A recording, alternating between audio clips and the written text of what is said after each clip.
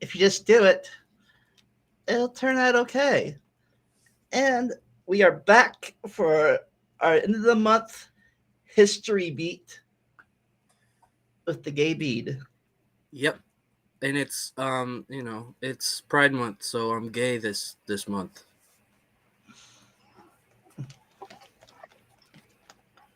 All right. So as I get the slideshow started up, for those who haven't met you yet, introduce yourself. Yeah, so I go by Bede. I got a history degree in 2019, and I figured I'd do something with it. So sometimes I come on here, and that's mostly it. I've, yeah. All right. This time I kind of wanted to look a little bit at African history, just because you know most people think they were banging rocks together down there when they weren't. You don't say.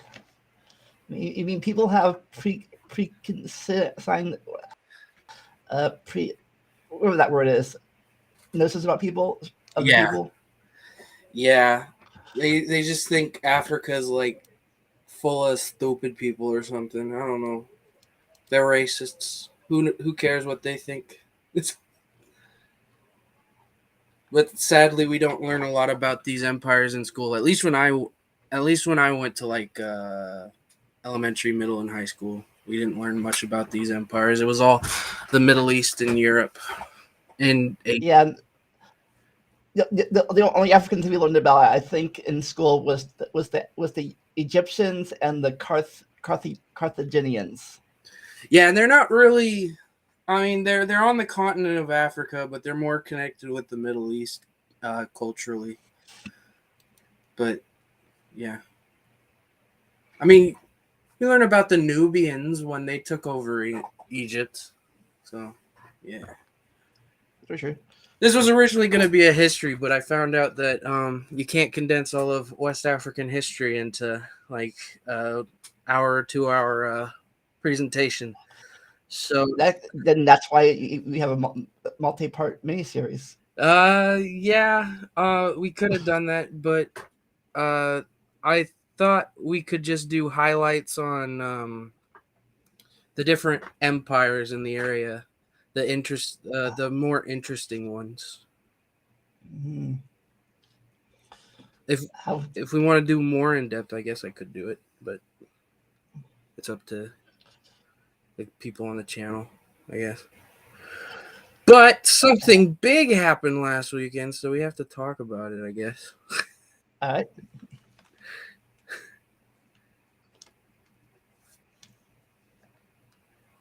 Uh, You know the slide. Like, there it is. So last weekend, how am I gonna explain this? Okay, so there's this mercenary group called the Wagner Group, who's been operating in Africa and Syria for a while. That uh, does its stuff for the Russian military, but not on the books. Essentially, um, They are led by a dude named Yevgeny Prigozhin. I should have put him on the slide, but he's just a sentient thumb, so that's all you need to know about him. a thumb. Yeah, he looks like a thumb that came to life. So you might have heard them talked about when it comes to the war in Ukraine as well, because they've been fighting in it, mostly around the city of Bakhmut, and they did take Bakhmut, and then immediately left Bakhmut after they took it, because they had to recruit convicts and stuff, and they were losing a lot of men. And during this whole time, Prigozhin, who used to be the caterer for Vladimir Putin, by the way, he's constantly railing on the Ministry of Defense of Russia and the two leading generals within it, Shoigu and Gerasimov, saying they're not giving him enough ammunition. Um, it's because of them that Russians are dying. And suddenly, I think it was while I was asleep Thursday night, Friday morning. Prigozhin comes out with a video saying that the reason they went into Ukraine was a lie. Uh, why the Russians went into Ukraine was a lie, and I was like, "What's going on?" And I'm at work, and suddenly, all of a sudden, people are talking about how, oh, Prigozhin is essentially like inciting a coup and all of this stuff, and I was like, "Wait, what?" And from there, it just becomes a shit show essentially. Wagner leaves Ukraine, enters Russia, captures Rostov on Don, which is on the map right there. It's one of the main areas that they're running that Russia is running the war in Ukraine from. They then go up to Voronezh right there, take that. During this march, um, they destroy, I think, 6 aircraft, five helicopters, and one command plane, and uh, and they get 200 kilometers away from Moscow, and Prigozhin's like, "Okay, we did what we needed to do. We're going home now." And it's like, wait, what? And it was very confusing. And Putin made a speech about how, they're Wagner is traitors, but also patriotic at the same time. You can sign up with the Ministry of Defense, or you can go stay with Wagner, but you're going to be based in Belarus now. And then yesterday, Prigozhin flies to Moscow, and there were meetings earlier, but I don't know what happened from them. There's rumors that one of the people who led the Russian military uh, during the withdrawal from Kherson, Surovikin, who's friends with Prigozhin, might have been arrested, but those are rumors from a dubious source, so we'll see about that. So he tried to take over the. I hear an echo. Uh, he tried to take over what? He tried to take over Russia, then changed his mind. I don't think. Yeah, that's weird because I've got echo cancellation on. Weird. I don't hear it now. So. Okay. I think it was more of a mutiny. He wanted Shoigu and Gerasimov out of the Ministry of Defense. He says that, huh? But he still likes Putin. That's what I'm getting out of it. Essentially, like these guys are leading Putin astray, but Wow. stuff like that. I don't know how he feels about Putin now that Putin seems to have sided with Shoigu and Gerasimov. But yeah, he said he stopped to ensure that there was no shedding of Russian blood, but he'd already shot down 6 aircraft. So if he had taken over, do we know what his stance on Ukraine was? We do the invasion or stop it if he took it over? Some people think he would have stopped it, but I think that he just wanted it to be run more effectively. Okay. So it's possible it would have ended the war, but I'm not sure. I don't even know if he was. We don't even really know what he was going for right now. These are best guesses, kind of thing. Just replacing one dictator with another dictator, maybe. Yeah. Yeah, because they've just people, the military's complained about being used as like uh cannon fodder and stuff, and I think he just was trying to make it so that the war was fought better, so that they're not having battles like Bakhmut where they're losing insane amount of people, you know. But yeah, I think that's everything on what happened on the weekend, Right? other than questions, I guess. So, so you had an eventful weekend besides your plans last Saturday. Yeah, I got to be gay and watch a possible coup in Russia, possible mutiny. Oh yeah, they were on the way to Moscow. They were digging up. The authorities were digging up the roads to make sure that Wagner was slowed down too. I forgot about that. Geez, no one can invade Russia, not even their own people. Oh yeah, and then the Russian authorities tried to bomb the convoy of Wagner, but they killed civilians instead. There was that too. Nice. Yeah, They're in. Yeah. sorry. Go on. No, go ahead.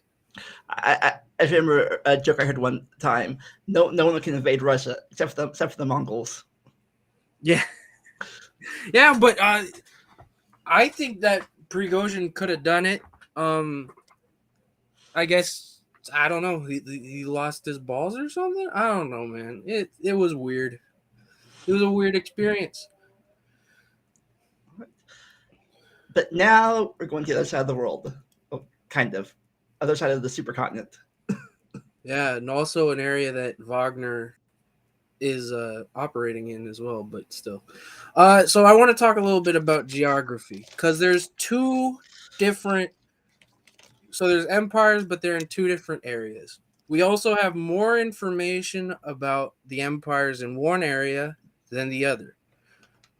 So the red and the orange is the Sahara and the Sahel.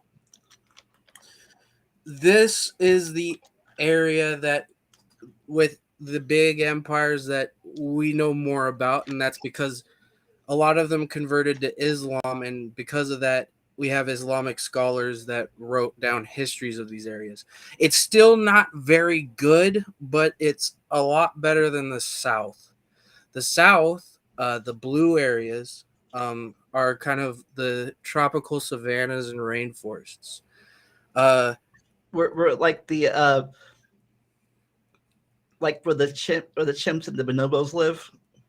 yeah, this area is much less attested to because they didn't really convert to Islam, and because of that, there's not a lot of writing down here.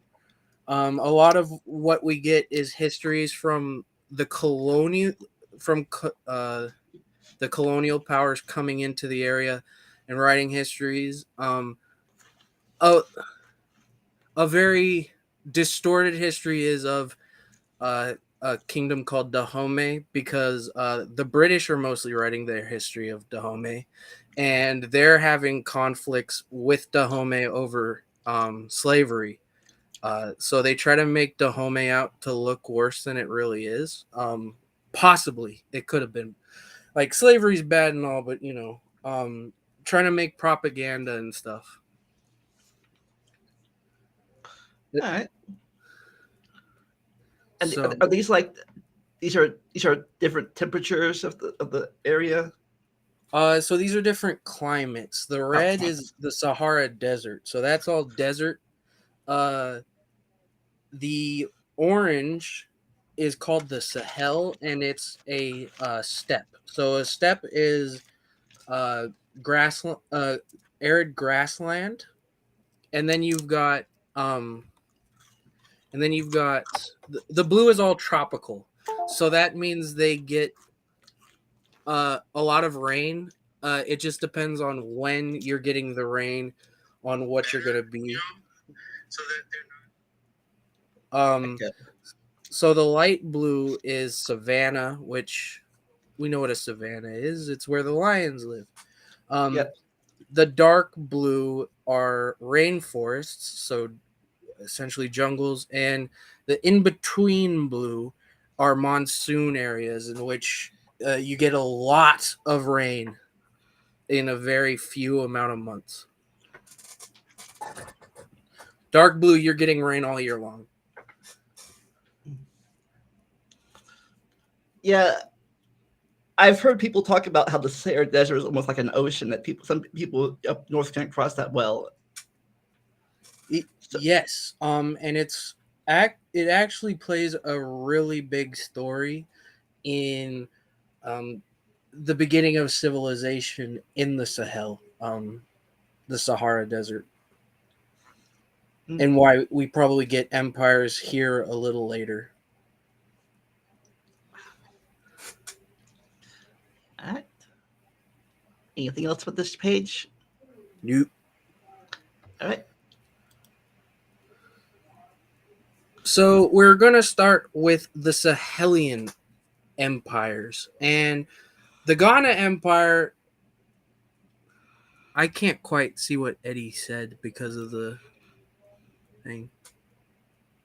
Yeah, it used to be an ocean. Yeah. Well, So why did it mean by literal? It probably was an ocean at one point, but I meant a metaphorical ocean.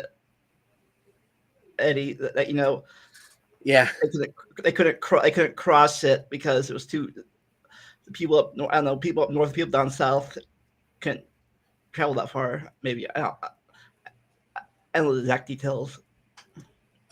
so a recurring issue with a lot of these empires early on is you have no native written texts.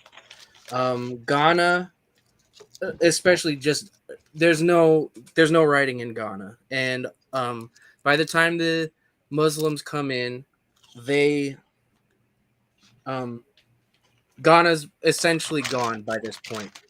Uh, so we have this problem where most of our primary sources are from Arab writers, but we also have the people who ruled Ghana were called the Soninke. They have oral traditions, but it's clear that these oral traditions have been influenced by the Arab writers. One of the things the Arab writers say is that the rulers of Ghana were not from the Sahel, they were from Arabia, essentially, trying to tie the royalty of this area to Arabia to make them different from the locals and why they're in power, essentially. And the Soninke today have this same idea that the monarchs of Ghana came from elsewhere.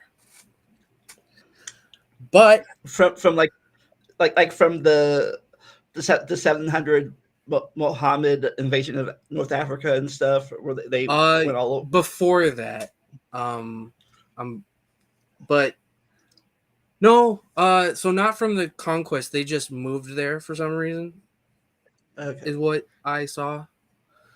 But archaeology tells a different story. Science ruin everyone's fake history. Yeah. So if we go to the next slide, the invention of the Ghana Empire is a pretty long one. Their ancestors seem to have been people that lived in the Sahara when it was wet. So during the wet Sahara. And So that's is that like before 4000 BC or something like that? Yeah.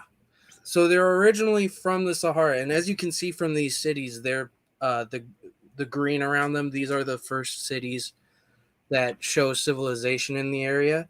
They're actually pretty far into the Sahara.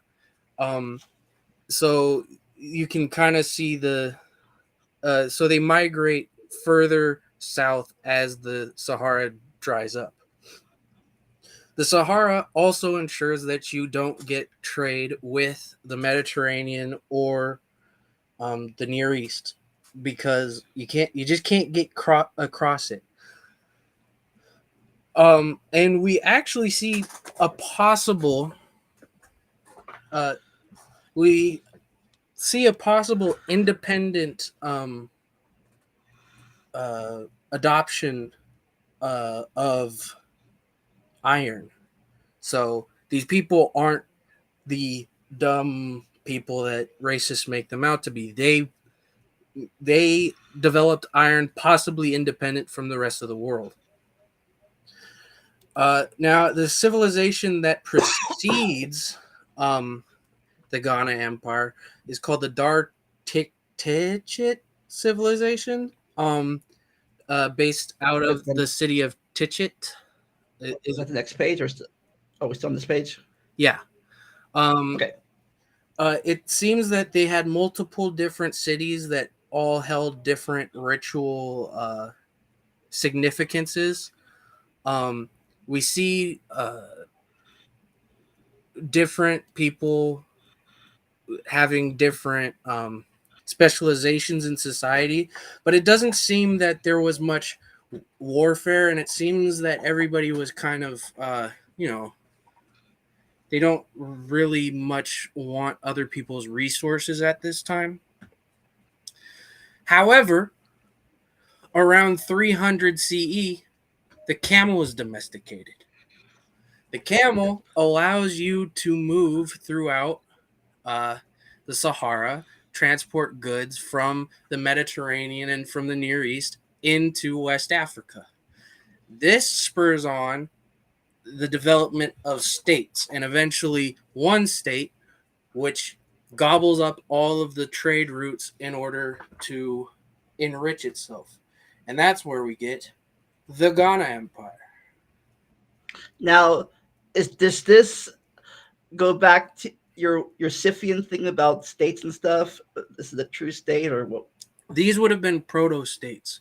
However, Okay. Ghana is a lot of the empires in this area turn out to be kind of tributary systems where you have the heartland um, and a bunch of different states that the imperial core dominates and force tribute upon. So not necessarily states, but giant confederacies where one partner is far more important and controls the other ones. All right. So, next slide. All right. Number 6. So, the Ghana Empire. They're ruled by the Soninke people, who still exist to this day. Its name is they're actually called. It's actually called Wagadu by the Soninke. Ghana is the name of the rulers of the Ghana Empire. Actually, Name the empire after themselves. Yeah. I mean, Wagadu also means land of the Wagwe, which Wagwe is the term for the aristocrats, so it's not really that far off, but they still called themselves Wagadu instead of Ghana. But what's next? What's next? Naming a whole empire after one city in Italy? Yeah. So they grew up conquering different settlements in order to gain control of trade, essentially. The gold trade was the most important trade. Gold was produced in this along the Niger River and then transported into Ouagadougou, where they would send it north to the Mediterranean. We see the invention of something that also comes back later, where only the ruler of Ghana is allowed to own nuggets of gold, while everybody else gets gold dust. So they get the big chunk of it, and there's people get the little bitty pieces of it. Yeah. Is that like early trickle down economics? Yes. Yeah. Ghana actually, I'm pretty sure means something along the lines of controlling gold or whatever. The person who controls gold. So gold is very important to these people. Now, we don't really know what caused Ghana to fall. Muslim scholars back in the day who are writing after the fall say it was the Almoravids. I think I might actually have a slide on that. I'm trying to remember. Because We'll find out, I guess, when we turn the page. yes, I do have. So go to the next slide because people might not know who the Almoravids are. So there is a possible sacking of the capital of Ghana, Kumbisale, by the Almoravids that is talked about in Muslim sources. However, there's no real evidence for this, and it just seems to make sense because the Almoravids were big on this tradition, this new form of Islam, and Islam becomes extremely powerful within Ghana during this period. So, Say, so according to this map here, this was during when Spain didn't have control over Italy, over Spain yet. It was still, the Muslims were still there in Spain. So this is pre 1492. yes, this is pre 1492. The Ghana Empire ruled from 300 to around the 12th, 13th century. And I mean, they still kind of had a state later on. It's just not as important. But it more looks like trade routes were shifting and a certain other area was becoming more powerful because they actually controlled where gold was produced. And that's probably more what caused the fall of Ghana, and it eventually becomes a tributary of our next big empire, The Mali. the Mali Empire. Yes. And and shifting trade routes. What does that mean? Yeah, I was saying that shifting trade routes Oh, probably caused Mali to become more powerful. oh, okay. But before that, there. So next slide.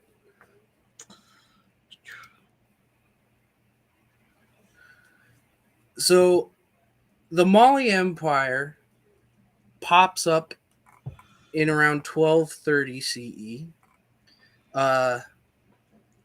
It's ruled by the Mandinke people, and around its founding, there was this kingdom called Kaniaga, who were, according to Mandinka tradition, terrorizing the Mandinka people and forced one of their princes, a man named Sundiata Keita, to go live in Kumbisale, which was the capital of Ghana.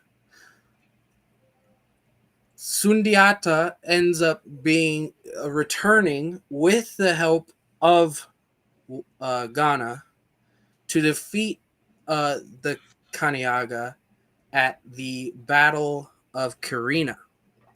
Now, after the Battle of Karina, he is said to have created the constitution for his people, called the Kurukan Fuga, which means the division of the world.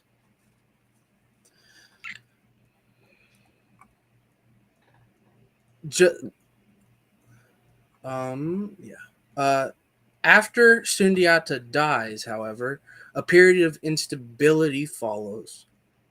But then one of the most famous rulers from Africa that everybody knows comes to power. Mansa Musa. A man who literally, just traveling through a kingdom, caused inflation because he gave away gold. Yeah, or the story. He was going to Mecca, and the way he bought everything, I guess. Yeah, he's the first. So it seems that before this period, a lot of the nobility kind of said they were Muslims, but Mansa Musa was a Muslim.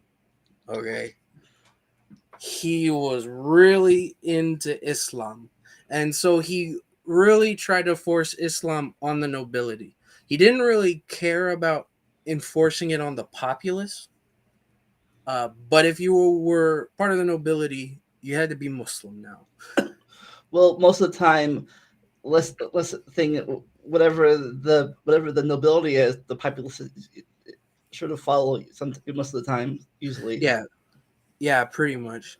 He also um, he took the city of Timbuktu, um, and made it a center of learning by building the Sankore University, which held 1 million manuscripts.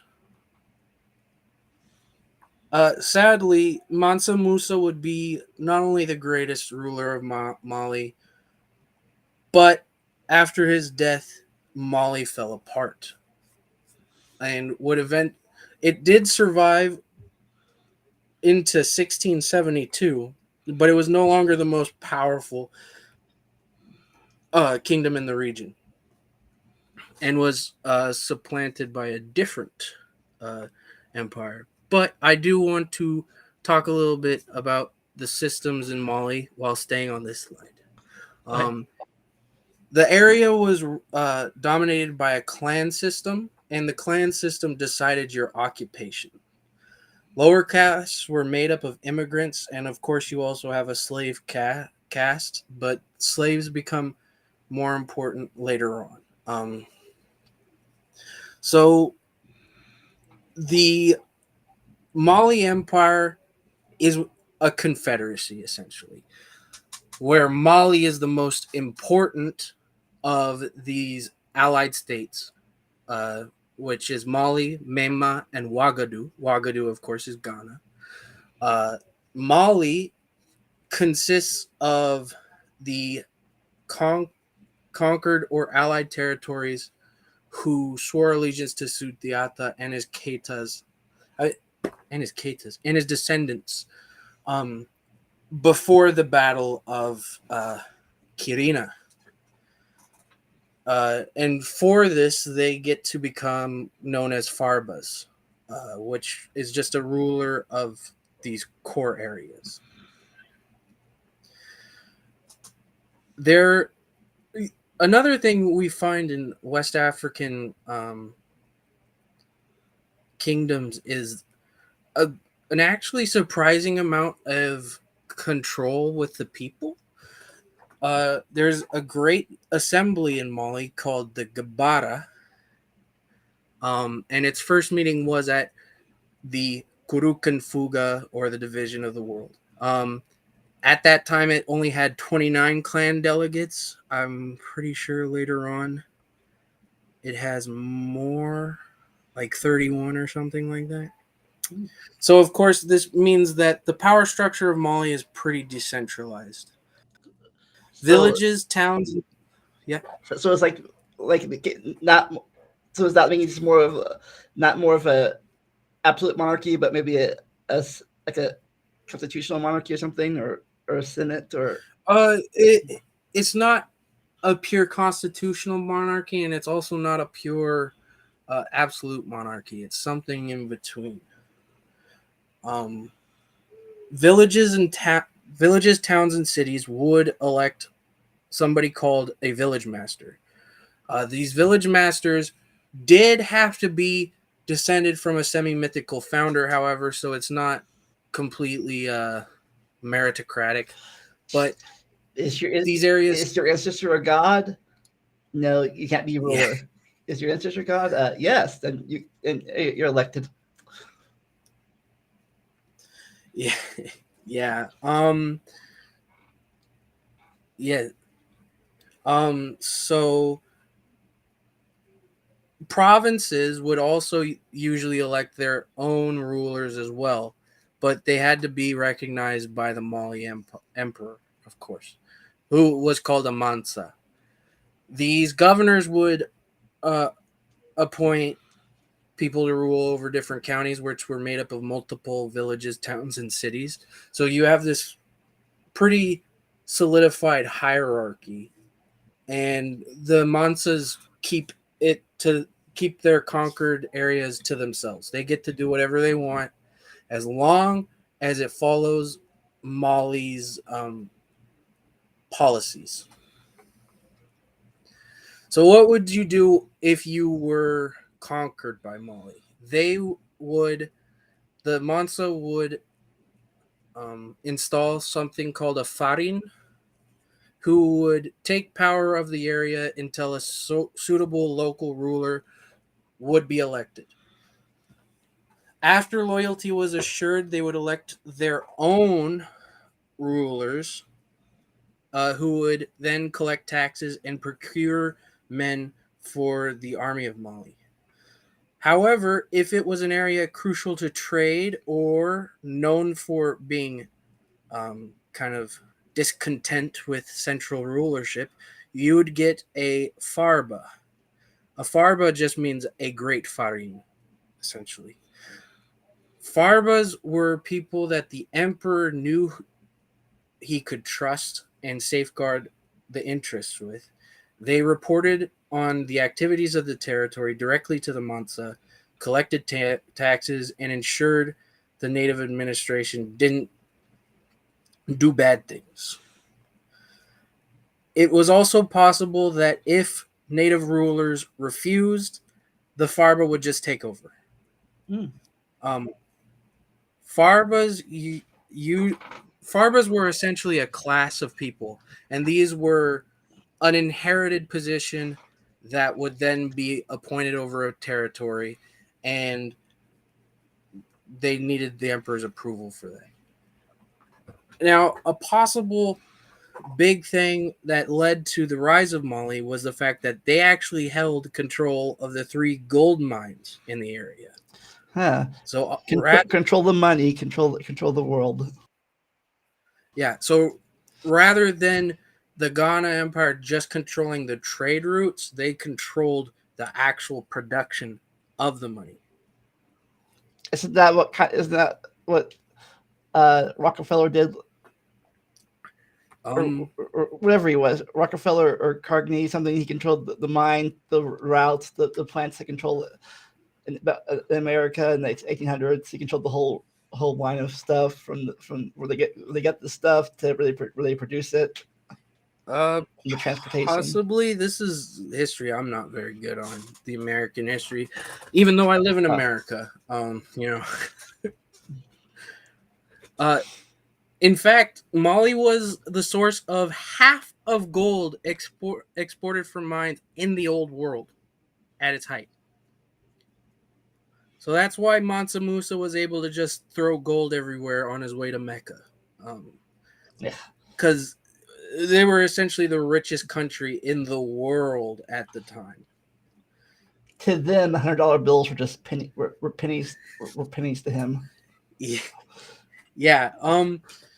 Timbuktu was also an area that received heavy investment during this time, especially from Mansa Musa, and Timbuktu will actually be important in the area, and also in certain sayings people say. I forget what the term is, but I remember Timbuktu being in a saying. You might know what it is. Be a what now? Timbuktu. There's like It's a what now? Maybe I can't remember that word. Yeah. But Timbuktu was a center of learning and was the center of trade, essentially, at the time. Smithy says, I'm learning about Carmen Sandiego from the Carmen Sandiego game. I don't know what Carmen Sandiego is. Really? Yeah. What is it? It's a thing where she steals landmarks from the world or from time, and you have to go arrest her. You track her and her cronies down. That's cool. I didn't know about It's like that. you should look it up. It's a geography history game. That's interesting. Yeah, no, I never heard of it, but um, sorry, I'm not as much as a geek or whatever. Educational. Oh, okay. Must have never have used it or something. As I said, during the Ghana Empire, but it's more solidified during this time because they control the gold mines. Gold nuggets were the exclusive property of the Mansa, and they would be exchanged for gold dust. By the way, Mali didn't have a currency. It essentially just traded resources, and that was their wealth. So the three main resources of the Mali Empire was salt, which you'd get from the Sahara, and then would transport it to the south where there wasn't as much salt, so that they could use salt on their food. Copper was really important, and of course the gold trade. Now, Like, yeah, I don't think you get to this eventually. You get to this, or it's even in your slideshow. But um, is this the area where the traveler Ibn Butata was from? I know of Ibn Khaldun, but Ibn Battuta, you mean? Yeah. Ibn Battuta. He's definitely was definitely no. He's from the Maghreb, so above that, he's Okay. from more of the Mediterranean, but his history is about this area. A lot of the histories that we know of this, especially of Ghana, are from travelers from other areas. Ibn Battuta, Ibn Hal, uh, Ibn Haldun, even the dude who that Al Khwarizmi that um algebra is named after. I hate that guy. I'm pretty sure I saw that he came here at one point.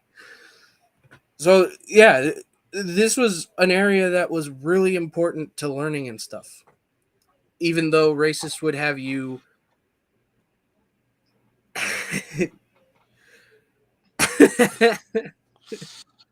but yeah, unlike what racists would have you believe, this area is actually really important, um, including in Islamic history, which of course they don't give a fuck about. But Racists don't care about history unless it's their yeah. own. Um, so Mali was actually able to maintain a semi-professional military. Each clan was obligated to provide a quota of free men to fight, and it reportedly peaked at 100,000 men, 10% of that being made up of cavalry. But as Mali Like declined, a different. cavalry, would that be like camel cavalry? I didn't see if it was camel cavalry or normal cavalry. I know the power after them has camel cavalry, but also mounted cavalry, and it seems to um, not mention camels. So there was definitely horses in the area. I'm pretty sure. Uh, the horses got there by then. Yeah. Okay. So as Mali was losing its power, a different empire formed up, and that's in the next slide. And this is Malay was replaced by the Song Empire. Songhai. Uh, this will be our last big empire from West Africa. I mean, not West Africa, the Sahel. I meant to say it was based out of the city of Gao, which you could have seen in the past slide, the map. Um, and its ruler Soni Ali took the advantage of Malian instability to start conquering territories outside of Gao and expand his power. In 1468, Soni Ali annexed Timbuktu.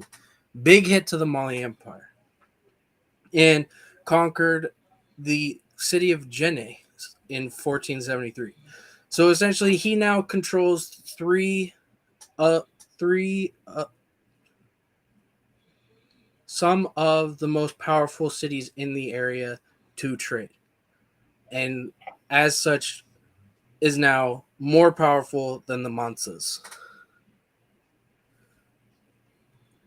Uh, because of what Sony Ali does in his conquest of Timbuktu, he's described as a tyrant.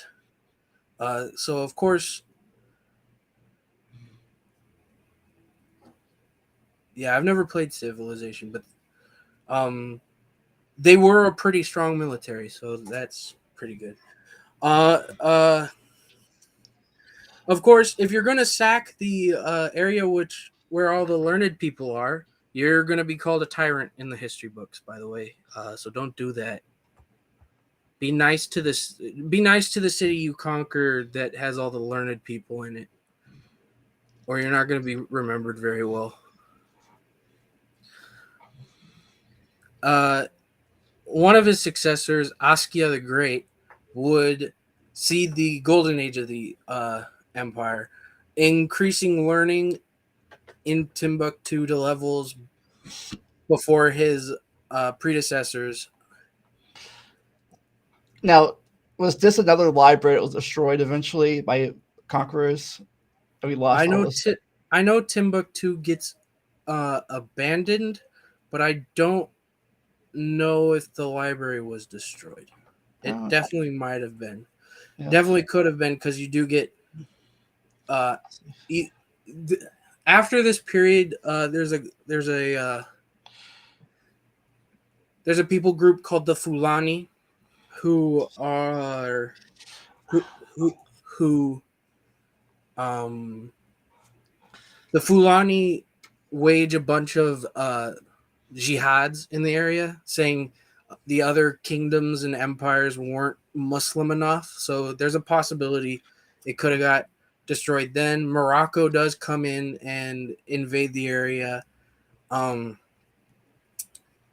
but he, at some there's enough instability in the area after Songhai that it's definitely possible that it got destroyed. But I do know Timbuktu gets abandoned.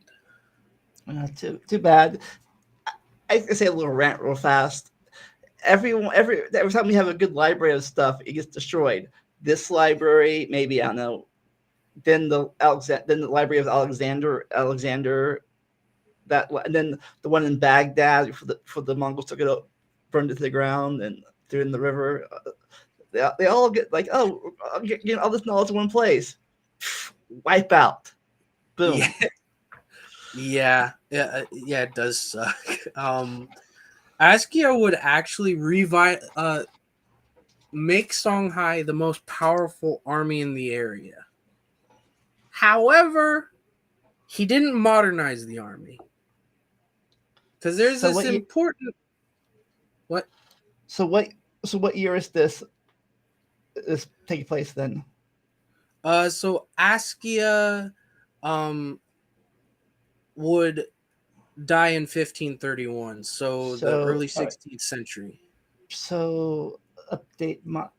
I'm trying to think of what military advantages went from that century.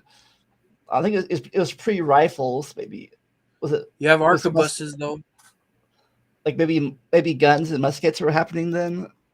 Yeah, Regular the guns. arquebus, because the Ah, arquebus was used by the people that ended up ending the empire. Um, and be, and it doesn't help that Askia would be the last person who ruled a united empire. After his death, his descendants kind of just squabble over the throne with this massive army instead of actually preparing for an outside threat. And it seems like they didn't even know that there was going to be an outside threat because in the sources, even when Morocco shows up with a modern army in 1591, uh, everybody's like, "Where'd you come from?" And they've got guns which scare horses, and they kind of wreck Songhai. So Imperial Songhai ends. A new like kingdom is formed, but way away from the Songhai that's on that map. Um, yeah, yeah. Morocco, is that the country that's below Spain? Yes, that is the country below Spain.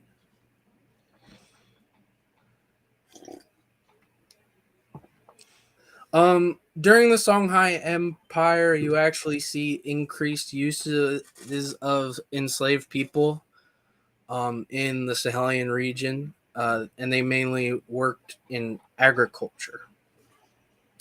So, how was this empire ran? The king appointed governors and mayors to preside over local tributary chiefs. So, essentially, they're trying to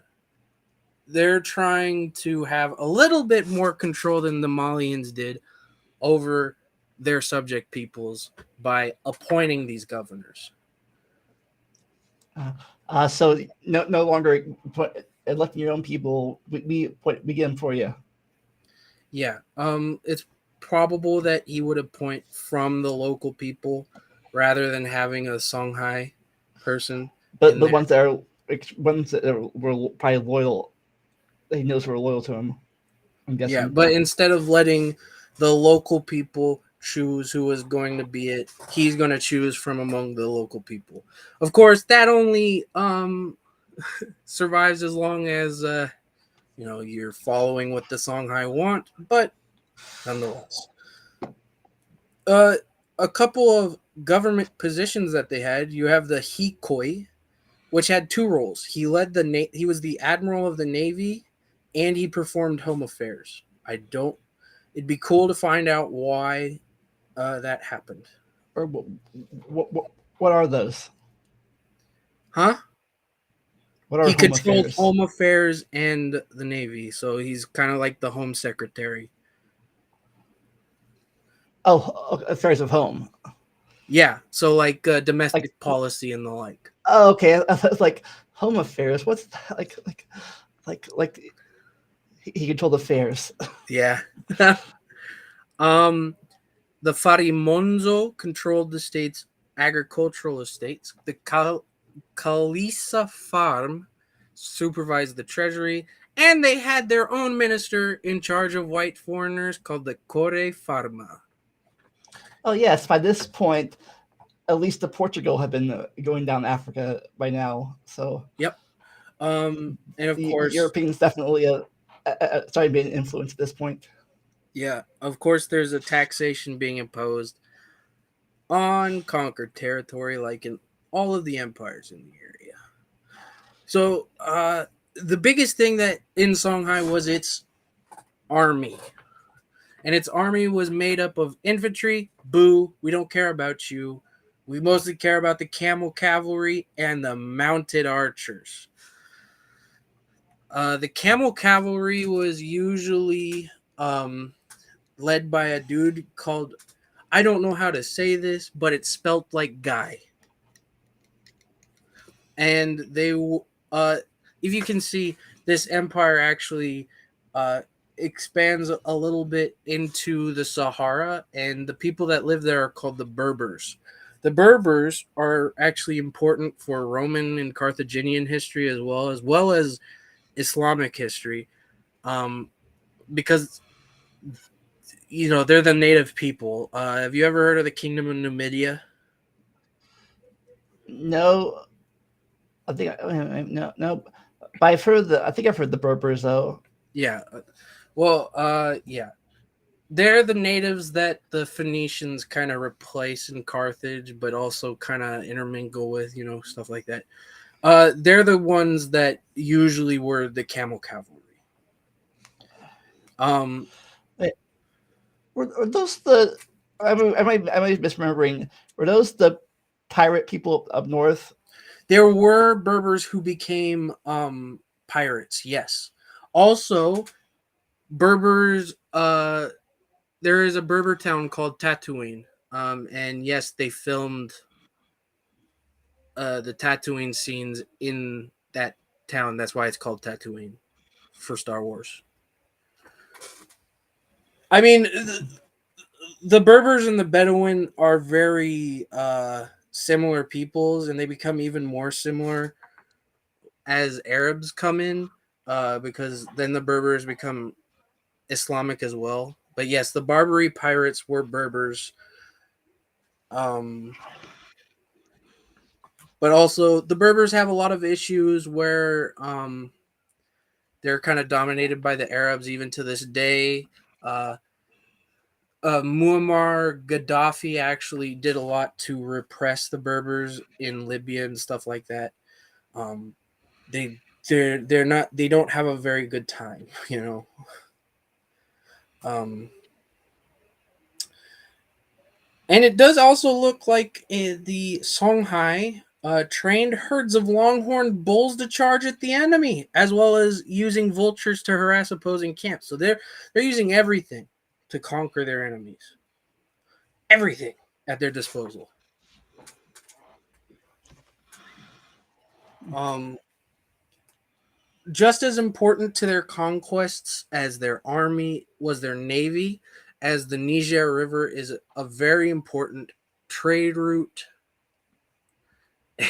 Yeah. Uh, it's a very important trade route and a military highway that was used to transport troops. So, of course, Was yeah, was gold still a thing now, or is that the mines have run out by now? I'm pretty sure gold is still a thing in these areas. The gold trade is a lot of what Wagner is actually trying to gain control of in Africa today. So, Okay. so the Hikoi was not only important for domestic affairs, but he also was the admiral. And the two most important ports were Kabara and Ayoro, and these were controlled by different vice admirals to ensure that the Niger River was on lockdown. Maybe if they had been thinking of Morocco, they could have survived, but you know, the Niger River is important too. And also, funny thing about the Niger River, uh, Islamic writers actually thought it was the source of the Nile for a long time, and Europeans did too. Before they found out it wasn't. What I mean, it didn't cross go all the way across the continent. No. Yeah. There's this whole thing. The Histocrat has a good video on it where they're trying to find out where the source of the Nile is, and there's also this big giant river in the west of the continent. So they're like, "Oh, that must be it."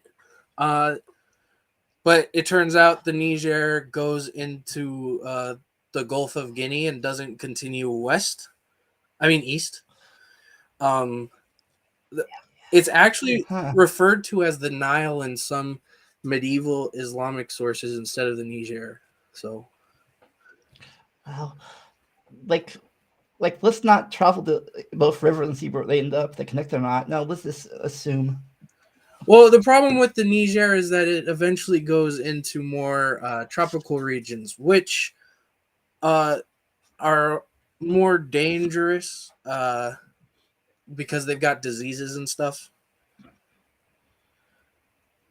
Uh, there's diseases and stuff that come from the insects down there, so that probably hampered them trying to travel to the mouth of the Niger River. But yeah, the Niger River is important. We've got two countries named after it today: Niger and Nigeria. Which two? Ah, Niger and Nigeria. Um, so the king was the commander in chief. However, he mostly didn't deal with military affairs. He actually appointed a minister called the Balama in order to deal with these things. Um, diff- different provinces were given different uh, armies, and these each had their own uh, central commander called a Janki, and each garrison of the cities were called Wonkies. The leaders were called Wonkies. The head of the mounted archers was called the Tungwe Farma, and the infantry was led by a dude called the Nyai Huri, which means the war elephant, which I think is cool. All right. Oh, elephant. Oh, I haven't seen any war elephants in a long time. Yeah, they kind of suck as they kind of suck as war animals because they get spooked really easily. Surprise! And probably the whole point of them is to scare the other side and they're not fighting back. They Yeah, get spooked easily, and they're for scaring, but they get scared. yeah. That's mostly what they're being used for. But they still get spooked too easy. So we'll now move into the tropical regions out of the Sahel. So next page. Yeah.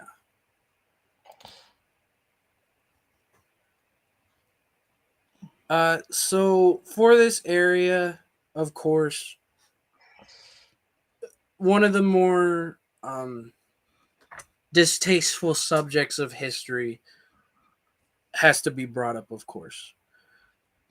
Slavery and the transatlantic slave trade. From what I understand about using elephants in warfare, uh, you know, never mind. I won't talk about that because we're talking about slavery. Slavery always existed in this area from the time big states started showing up, like Ghana and Mali.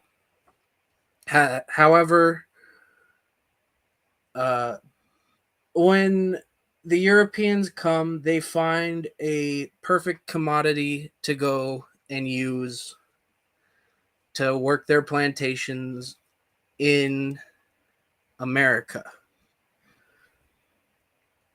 And of course, the local kingdoms fully um, participated in this. They, of course, Africa is a diverse continent in which the people don't always see themselves as the same people. Uh, Black people seeing themselves as the same people is kind of a American phenomenon, and that's because we took away their identities by sending them to America. Um, I guess it's kind of like how uh, New Yorkers don't see themselves as Texans or something like that. yeah, of course, these people do not. They see themselves as different peoples, so they don't have as much of a moral qualm with doing this as you would think. Of course, right wingers. What? Yeah. So you're not me. So even down there, you're not me. So you're inferior. Yeah, and this is a great way to gain money and gain weapons, which are important for not only keeping your kingdom safe, but expanding your kingdom.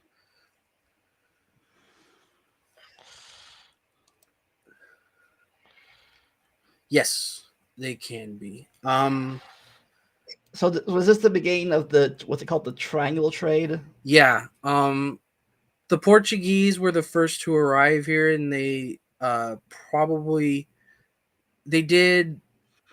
I think they used slaves in their call.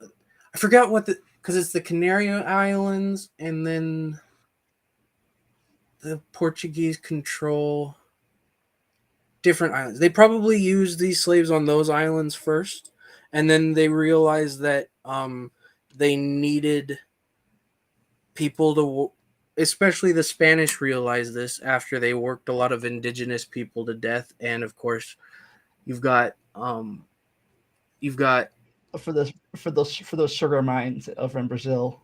yeah.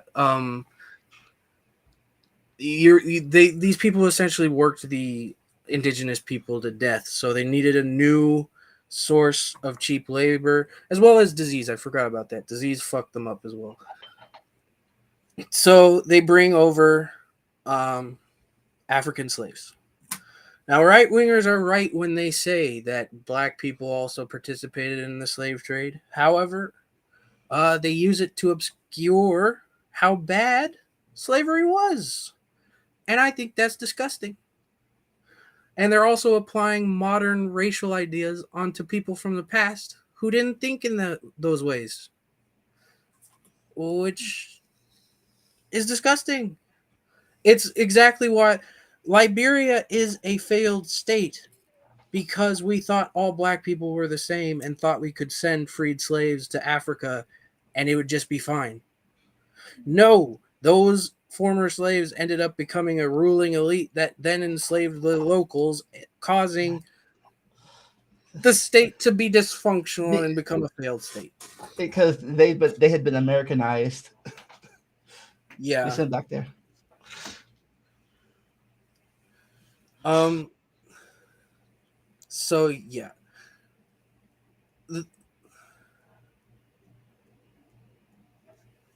Um. There were some types of slavery that were equally disgusting. Like Um. sexual slavery. It usually shows up when a people are dehumanized. Of course, these people were dehumanized because of the modern invocation of race.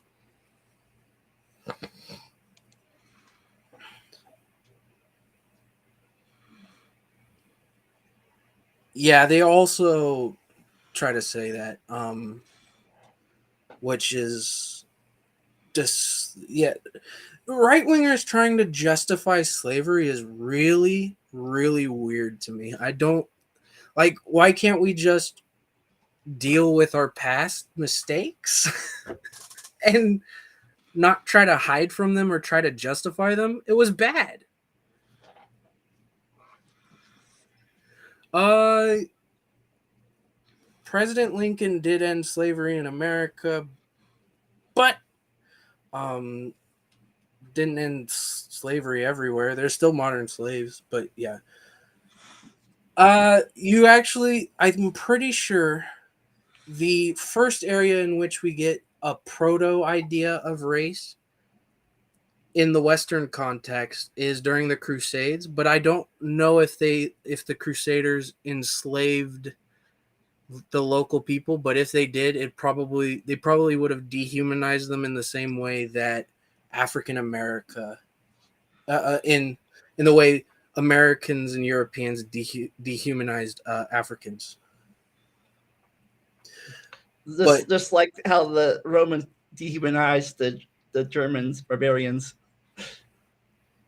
not really as bad as this. Again, a German in the Roman Empire could become a Roman citizen and could become Okay. Roman, but you you couldn't even become white if you were a black person. You could try as much as you could. You could try as much as you wanted to. There were certain people like the Creoles who did try to act as white as possible, but they still would end up just being second class citizens. Yeah, I always thought it was fun. Not especially in uh, Louisiana where they're like, we own slaves too. Yeah. Um, it's because France had a slightly different racial policy uh, in America, slightly. Um, but yeah. But of course, slavery is going to be a big part of this tropical West African story because this is where And most of the slaves come from. at this point, it's only beginning. This is the Yeah. start of it. At least going to America. I can't quite see what Smitty said there. Is Yeah. Yeah. It is pretty funny and pretty ahistorical and stuff like that. But right wingers just don't seem to like history. I've found they like having their idea of history, but the minute it's challenged, they sort of get mad at you and try to shut you up, kind of thing. Like Uh, they don't know history has two sides of a coin. History has way more than two sides, but Well, yes, but they only like two sides. yeah. Um, One of the biggest people that does this is a guy named What at Fault Hist. He went to school to become a historian, but then he decided it was too woke, dropped out, and made a alternate history YouTube account. Yeah, So yeah. Have you heard of Extra History Credit channel? yeah, Yeah, I like them. They're like they told two sides of the same story one time. One of the the Roman Byzantine Empire, and the other side of the Persian or Iranian Empire at the same time. So you saw the same story, the same area, but from different points of view. yeah, um, yeah. I don't know. I want to get away from this. Let's go learn more about empires, please. Tired of it. History is like a D20, true shipfish, but more like a D100, maybe. I don't know. It's really complicated. All right, next slide, please. So the Benin Empire is the first major empire in this area. Funnily enough, we've talked about two empires that share names with modern countries, but uh, re- did not actually reside in the territory. So Ghana, the modern country of Ghana, became, I'm pretty sure, was the first country to become independent from colonialism, and decided that they wanted to name their country after the Ghana Empire.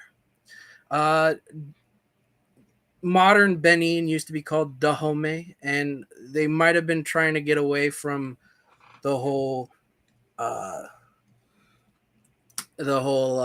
association with the slavers and stuff. They decided to instead invoke the first major empire of their region, Benin. This is more a modern day empire. This empire was 1180 Oh, until it oh, was annexed by the British in 1897. so it was a still past empire, but lasted a little bit longer than the other ones did. Yeah. It was originally a city state of the Edo people. Um, the city state centered around a city called Benin City.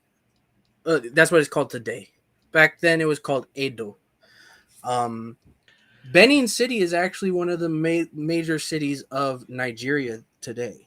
By the way, I'm pretty sure it's also where a separatist state of Nigeria was centered called Biafra, but don't quote me on that one. In 1440, it started its conquests from a small city state, and it probably got its name from the Portuguese when they met them in 1485. After the late 16th century, however, it began to decline until the British took it over in 1897. This, by the way, this light brown tan kingdom up north is going to be important for later, the Nupe. So remember them. I will. Yeah, again, these empires have a little less to talk about them, which is sad because I think they're just as interesting. So next, we're getting a little bit closer to the modern day with the next one, the Oyo Empire. 1300 to 1896. These empires are a lot more long lived than the Sahelian ones, by the way. So the Oyo um, w- were a people, were one of many different groups of what are called the Yoruba people. And Yoruba land is a very important area of Nigeria, and they're the most powerful ethnic group, I think, in Nigeria today. Don't quote me on that, but I'm pretty sure they are. Um, and that's caused a lot of issues in Nigeria, of course, because it's a multi-ethnic state that the Europeans decided that they were going to make a bunch of nonsense borders, like they Wow, always do. like what happened over in the Middle East when they carved up the Ottoman Empire. Yeah, they like doing this in Africa too, and it just caused issues in the modern day. So its original founding was in 1300. However, in 1535, Nupe invaded and forced the Oyo kings to flee. Eventually, in 1608, they returned, and because of this experience, they decided that they were going to go out and do to other people what the Nupe did to them. Uh, and to do this, they centralized the government and made a pretty strong military based mostly on cavalry. And these are horse cavalry, I'm pretty sure. By the way, the Oyo are brought up in The Woman King because they're important to the story. We're actually going to be talking about two kingdoms important to the story of that movie, which I think is a good movie, by the way.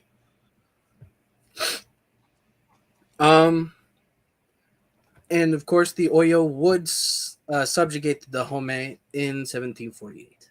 So let's talk a little bit about how they organized their state. Just like the Sahelian kingdoms, these states weren't incredibly centralized, but this one's a bit more centralized. And depending on where you lived, is how much autonomy you get to have from the central state. So metropolitan Oyo corresponds to the original Oyo state. It's divided into 6 provinces that were supervised by a governor. However, the other Yoruba people were, while recognized as brothers, were organized in a different grouping called Yoruba land. They all got to be ruled by their own king, but they had to be confirmed by the king of the Oyo, which was called the Alafin of Oyo.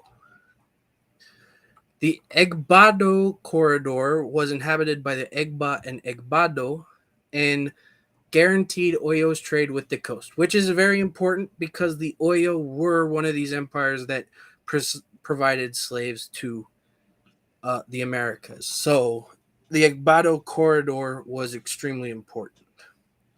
They were allowed to rule themselves, but had to be supervised by a uh, person called the Ajele, which was appointed by the Alafin of Oyo. Now, where did the Oyo get their slaves? That came from Ajaland. It was allowed a degree of autonomy, but they had to send tribute. And the Alafin of Oyo wanted a specific kind of tribute. Slave. Other people? Yes. Um, so the rule, You you mean they didn't you mean they sorry, I was gonna say, you mean they didn't sell the slaves to them of their own people? no, of other people. Because the rulers of Ajalan were given the right to go and raid neighboring kingdoms to get slaves and send them to the ruler of Oyo, who would then send them to European empires.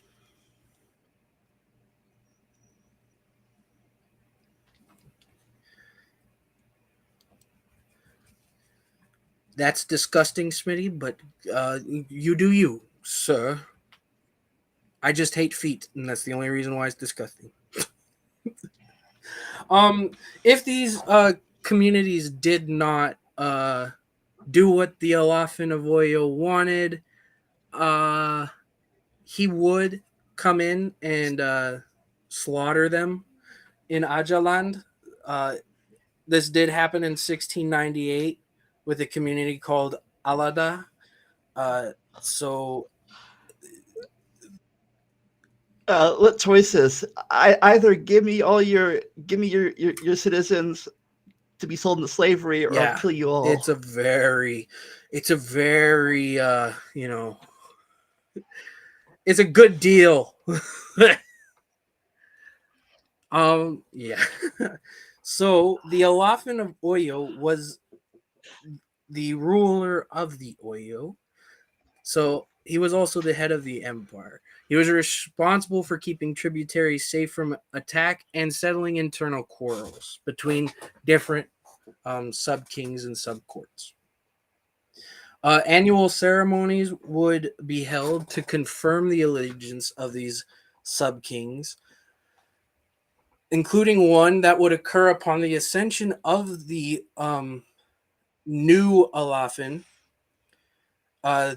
This meant that peace had to reign in Yorubaland. Nowhere else. You could have wars elsewhere, but not in Yorubaland for 3 years. So, quick question: these empires right here were right below the empires you talked about before, like the Mali Empire and the Ghana Empire. Slightly to the east It's right and like south, below them. yes. Do they border each other at all, or Probably not. It was mostly just trade between these two peoples. okay? There's no, like no point in conquering these areas to those empires because this area didn't get the whole uh, benefits of slavery until later. So, and by then the Sahelian kingdoms were kind of divided. So for 3 years after the new Alafin was chosen, he could not be killed. However, he could be forced to commit ritual suicide if he was rejected. And this is because the Alafin of Oyo was selected and wasn't hereditary. Of course, it had to come from the descendants of a certain person, but they were selected. At one point during the Oyo Empire, the crown prince or the Aremo used to always become the Alafin. So to prevent the Aremo from trying to hasten his father's death, an interesting invention was decided upon. That once, oh, sorry about that. That once the Alafin was dead, the Aremo had to commit suicide. So that meant your firstborn son is probably not going to become Alafin ever. He's probably going to die when you die.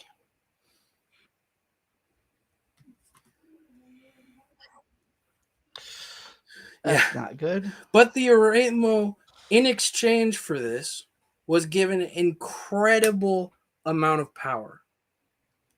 The Alafin was seen as sort of semi divine and wasn't allowed to leave the palace, but the Aremo could.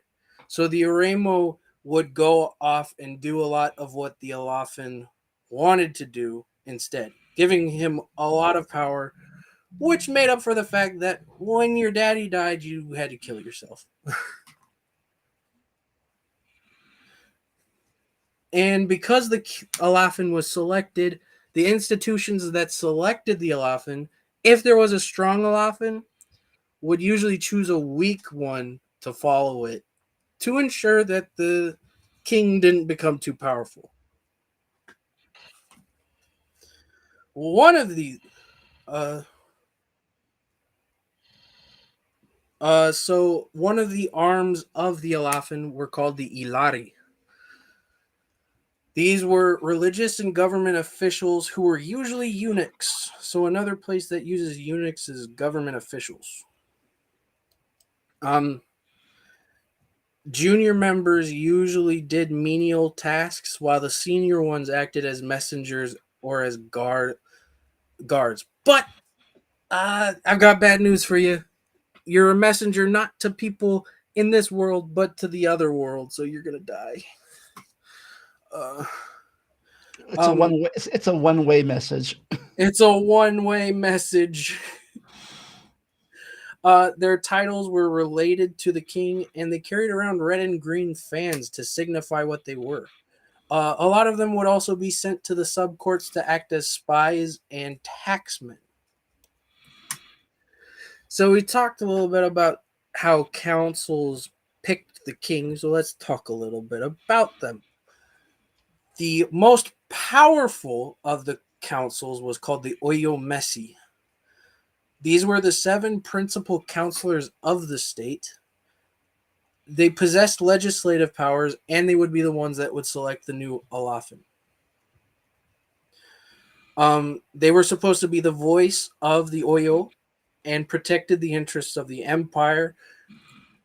And the Alafin was forced to take counsel from them.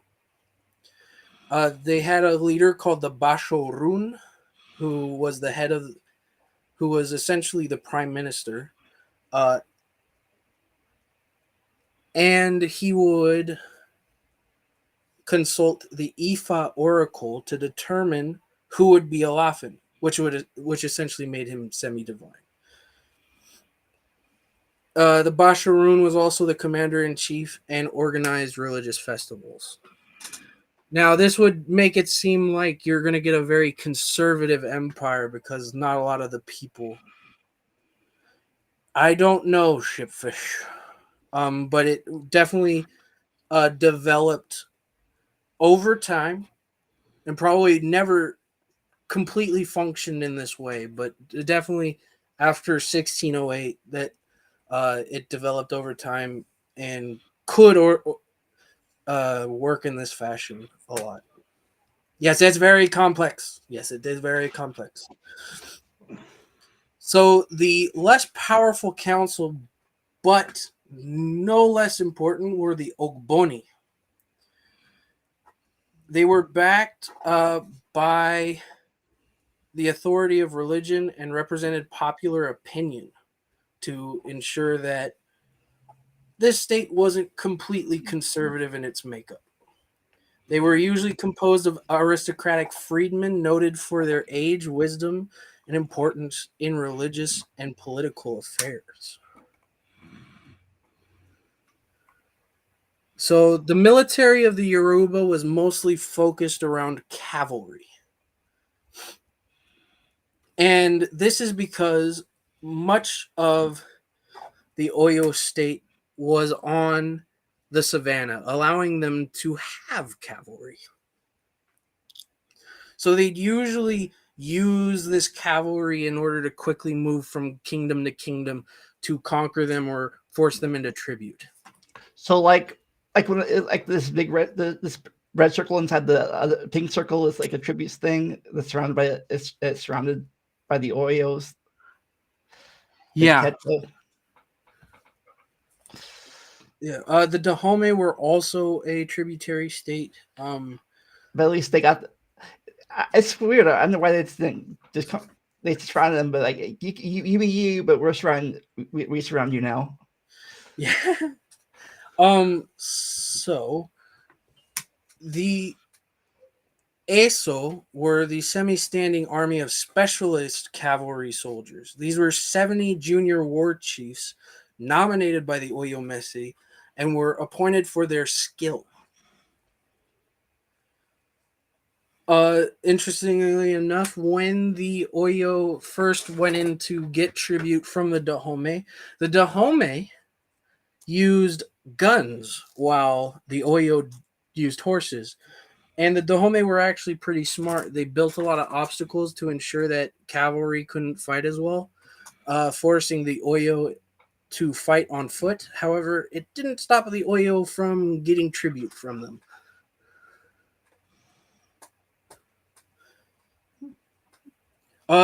There was also another supreme military commander called the Aare Onakakanfo. Uh, in order to keep himself from becoming too powerful and also to ensure that a frontier province didn't get too unruly, he was forced to live there instead of in the capital. So that's the Oyo Empire. We'll see them again when we talk about our last empire, but the next one is the Ashanti. So the Ashanti people were a clan system. Each clan was ruled by a paramount chief known as the Omanhene. However, I've heard about this. I think I've heard of this name before, but I can't place it. yeah, so the Ashanti are they still have modern kings that live, and they essentially make up the modern day country of Ghana. Um, so the people in this area were called the Akan. The Ashanti were just one of many groups of Akan, and one of these Akan were called the Denkira. The Denkira had subjugated the Ashanti, and the Ashanti were tired of it. So so the clans came together, and at this uh council, essentially, this guy named Ose Tutu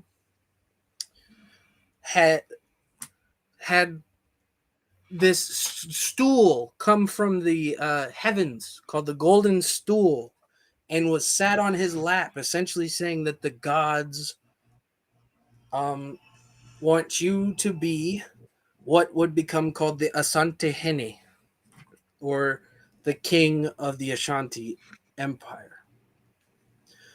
So essentially, what he did was he brought all the clans of the Ashanti together in order to form a strong union and fight the Denkira, in which he would be a more powerful ruler called the Asante Hene. In 1701, he defeated the Denkira, and from this, he began to subjugate the other Akan states, but forming the empire that you see right there on the thing. What did somebody say? I can't see. There's a Oh, Junebug Village. my spot. That's my semi-sponsor for this episode.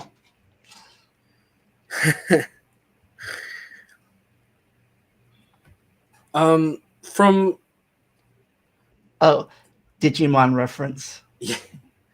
from 1824 till 1899, the Ashanti fought the British 5 times and gave them a run for their money too. But in 1900, the capital of the Ashanti was burned, and they were annexed into the what would become called the Ashanti Crown Colony on the 26th of September 1901, which would eventually become the modern country of Ghana. I'll be right back. Continue about this for a while longer. Okay. So the Asante Hene did not hold absolute power, and much like the Oyo, they had a system of selecting their rulers.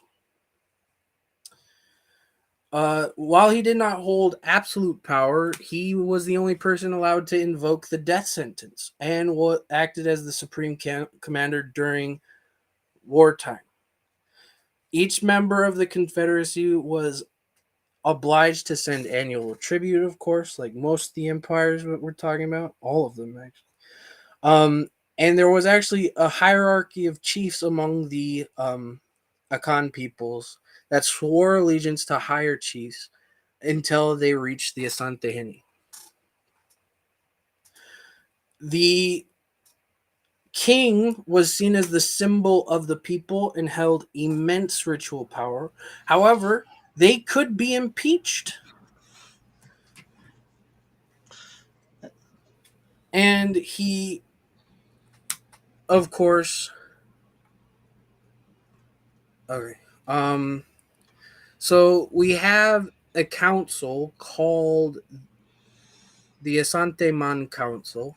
It was an advisory council for the Amanhene from the various Asante states as well as provincial chiefs.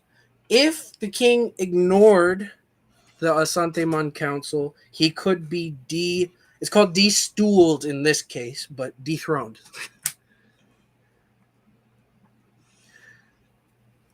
The different types of These still sounds different. Yeah. The different types of chiefs. The first one is the Amanhene. So the empire was made up of metropolitan and provincial states. The metropolitan states were made up, their citizens were called the Amanfo.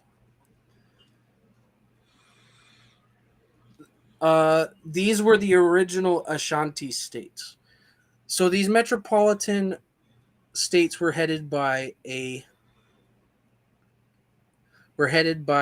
chief called the Amanhene, and they were the principal ruler of their state, but they had to answer, of course, to the Asantehene. The Amanhene were the ones who were on the Asanteman Council. The Ohene served under the Amanhene and advised the Amanhene, and these were little provinces underneath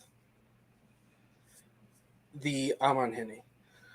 The Orikuro ruled different villages. They were responsible for the maintenance of law and order and were the medium between the people, the ancestors, and the gods. They presided over a village council. So the normal Ashanti citizen actually had a lot of responsibilities in their government, unlike a lot of empires.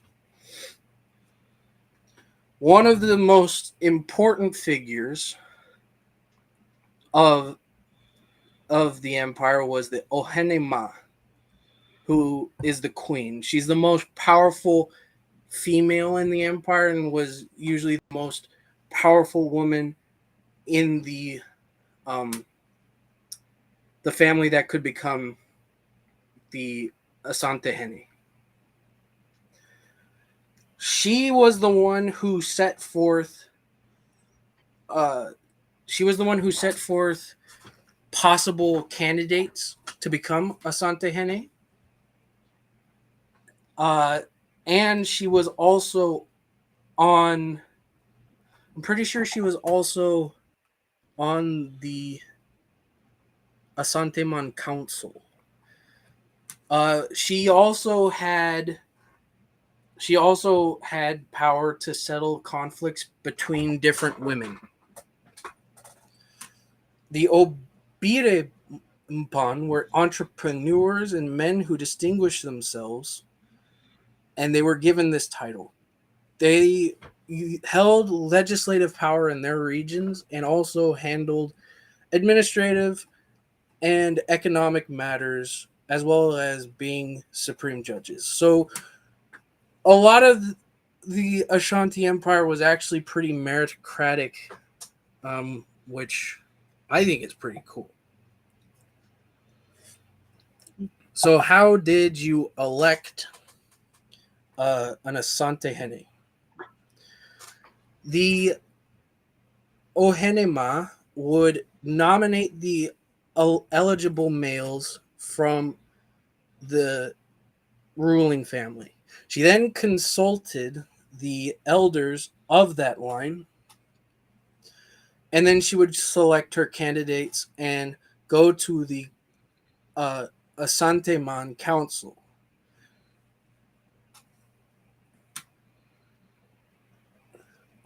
Nope. So all of the kings actually in the kingdom were elected. So this happened everywhere actually.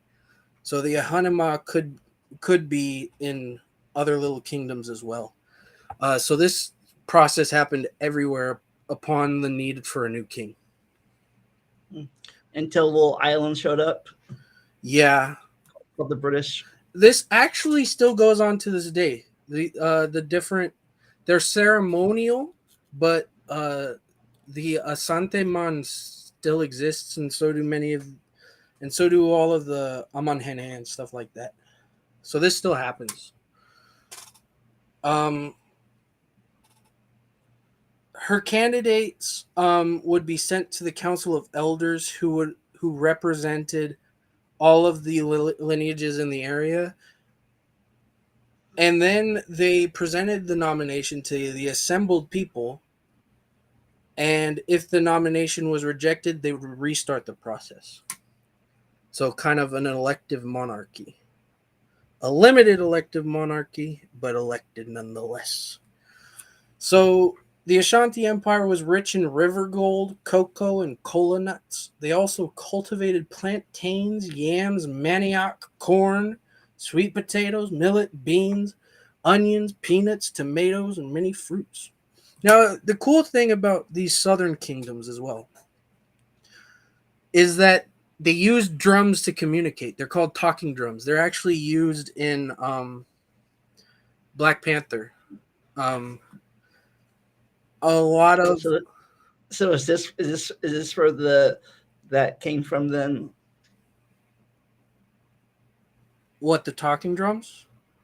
Well, I meant the Black Panther stuff came from this Black area. Panther is set in East Africa, but it pulls on things from multiple different African areas. Actually, Okay. yeah. The language they speak uh, is Ngosa. That's the language of them. So yes, it does. I mean, these people probably still did a lot of war though, and traded slaves. There's actually, it's funny. These people actually have the same kind of revisionism that we do in our right wing circles, saying, "Oh, slavery wasn't that bad. It wasn't that bad. We didn't treat them that bad." Be like, at least you're like those Americans over there. Yeah, a very a weird correlation between us. So these drums could communicate language that, like what we're speaking right now. Um, I I think one of because in Black Panther, one of the things they use is constantly saying the name of, oh god, I forgot his name. Who's the Black Panther? Uh, T'Challa. Yeah, it's constantly saying T'Challa. Oh, so was this like a form of Morse code or something with bow drums? Kind of. They communicated oral stories. They communicated stories about the gods as well. Um, and they would also be used to talk across long distances, and you could hear them 300 kilometers away, and you could hear them. So effective ways of communication. All right, the last kingdom that we are going to talk about. The Dahomey. This is the kingdom that the woman king is based on. They were ruled by the Fawn people who had actually migrated into the area. This starts in 1600, by the way.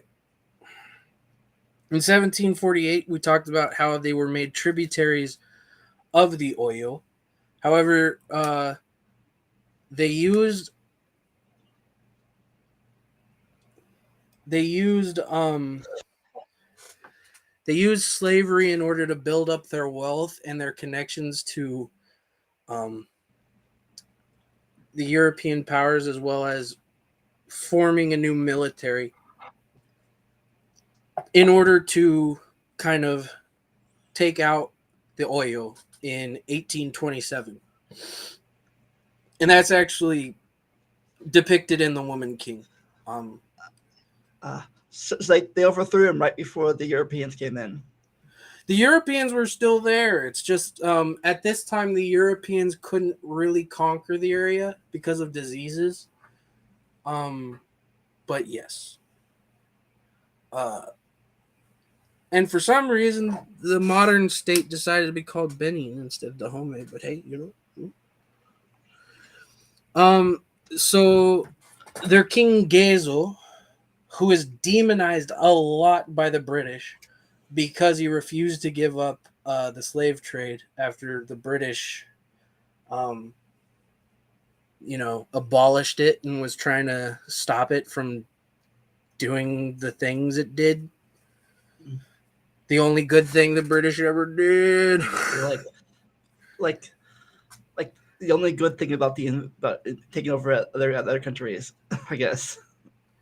The British didn't take over Dahomey. The French did, but they did fight a lot with the Dahomey. Gezo tried to diversify the economy and try to move towards palm oil trade, but it's kind of funny how the British had to keep coming over and threatening to bomb the Dahomey into smithereens to get them to stop. And then every time the British would leave, they'd go back to selling slaves to the Brazilians. Of course, once the Brazilians abolished the slave trade, other than under the table slavery, they didn't much, trade in slaves anymore. But that also comes with the decline in Dahomey's power. Another thing that they came into conflict with the British from, they didn't like having Christianity foisted upon them. They wanted to keep up their own religion. Okay. Brazil slave trade abolition. Brazil slave trade abolition.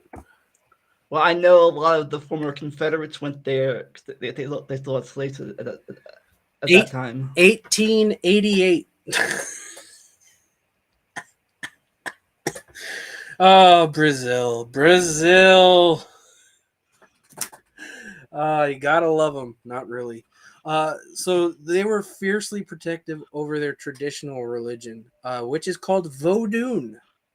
Yes, that is voodoo, but so even the Muslim thing get down this far then. The Muslims didn't really have this area of the African continent is mostly Christian today, with significant local traditions as well. Voodoo is based on Vodun as well. Of course, the king was the sovereign of the kingdom. These guys didn't have their king selected.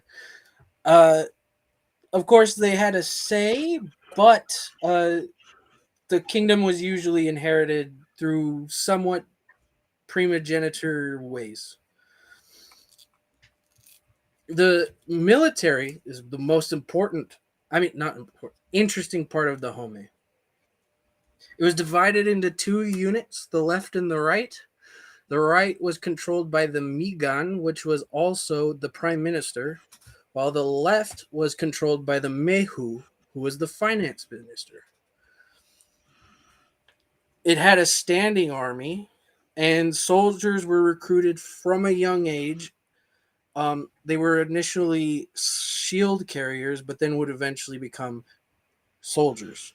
Soldiers were also given bonuses for each enemy killed or captured, and of course, they are emphasizing the capturing because those people will become slaves. And they also had constant drilling. So these were some of the most professional soldiers in the area. And the coolest thing about Dahomey is they had women soldiers. So they're called the Dahomey Amazons. They probably originate from females that the king made hunters, and were initially put into the army to make the army seem larger. However, they performed bravely, and because of this, the king made them into a permanent Like, group. like we'll make you soldiers. Wow, you're actually good. You can stay soldiers. Yeah. So a lot of their training was similar to how the men were trained as well. You'd get recruited from a young age. The king usually emphasized that his nobles put their daughters into this corps, which was called the Agodje the um, by the Dahomey. I assume that the way they are depicted in the Woman King is accurate. However, I couldn't really find anything on how they were trained, so maybe it was made up. But I do. Well, most movies have a little leeway, I guess, of actual historical things. Yeah, I would actually recommend you watch the movie. It ends ahistorically. However, I do think that it's not supposed to be a real history. It's supposed to be like an optimistic. This is what could have happened if this woman was there to help King Gezo end slavery, kind of thing. But yeah. But yes, they are also the inspiration of the Dora Milaje in Black Panther, but less cool But without, because they don't have. but without the but without the new the superior technology and the adamantium armor. Yeah. Without vibranium, but yeah, Oh, the Dora vibranium. That's the word. Milaje is based on the Agoji. And those are all the kingdoms I have to talk about today. Right. Awesome. All right. All right. So, if you have any questions, speak now or forever hold your peace in the chat. But while we ask for the questions, if there is any, you have anything planned for our next history meeting next month? I kind of want to get into Roman history a little bit. Maybe do a going way back. Maybe doing a whole thing, because I watched this really cool podcast on Roman history, and I kind of want to replicate it here. Maybe go in a Nice, little bit more in depth. like a little mini series. It was a podcast that was run I a meant long time ago. what we would do, like a mini series. Instead, Oh I think we could do yeah. the whole Roman. I think we can pack the whole Roman history of 700 BC to 1400, 1458 AD into one thing. Well, depending if you consider the fall of Constantinople in the Roman history or not. We're not the going to fall of talk Rome about the itself. Eastern Roman Empire. We'll probably just stick with. Oh, it's dense and brain hurty. Oh man. I guess, yeah. It depends on if you consider the fall of Rome in the 470s, the end of it, or 1,000 years later, Constantinople, where the Romans end. The Roman Empire fell in 1922. I will not elaborate. But I guess look forward to part one. I guess we start with the Roman god that the wolf thing. Probably not. That's mythology, but. I was thinking of doing both mythology and what we know from archaeology. because the guy who did the podcast only talked about the mythology and how the Romans saw themselves. But I like the archaeology, man. I'm going to do a little fake and real, I guess. But Yeah. for other things, this upcoming Saturday, I'll be talking about the Matrix trilogy with my guest Nick. So if you like those movies, come on by this Saturday. Which kingdom has the most influence on today? Hmm.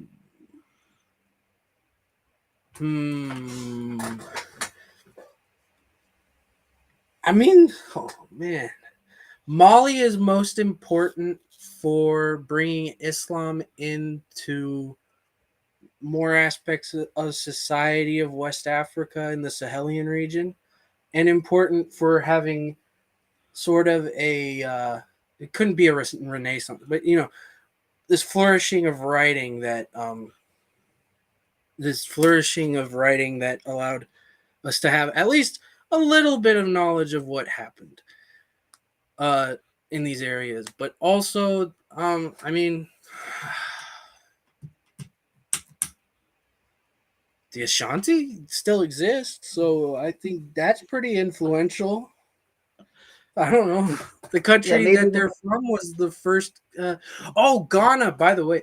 Yeah, I don't think Shipfish was here for that. Ghana, the modern country of Ghana, is named after the Ghana Empire. So you could say the Ghana Empire has the most influence on today.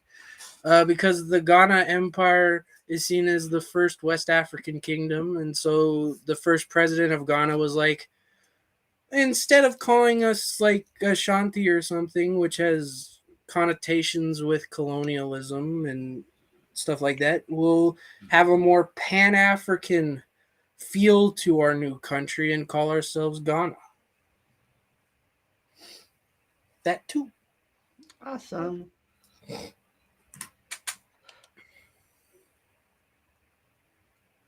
Yeah. They're all the Yeah, I bit off more than I could chew on this one, trying to consolidate the history.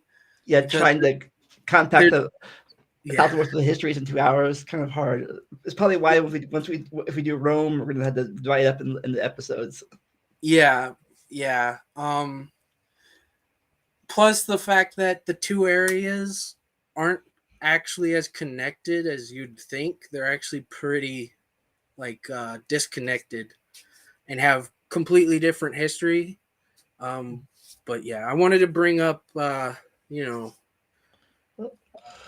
how important do the Etruscans will come up in the Roman thing, because the Etruscans are extremely important. Yeah. I think they're the games. But anyways, anyways, I say I'd like to leave. I say look forward to that, unless something comes up on the first episode. The part one of this mini series will happen on July 29th. Unless some scheduling conflict happens. So look forward to that then. But you want to say your goodbye catchphrase, or if you don't have one. Rome ended in 1922. Right. And never stop learning. Enjoy the randomness. We'll see you this Saturday. Bye.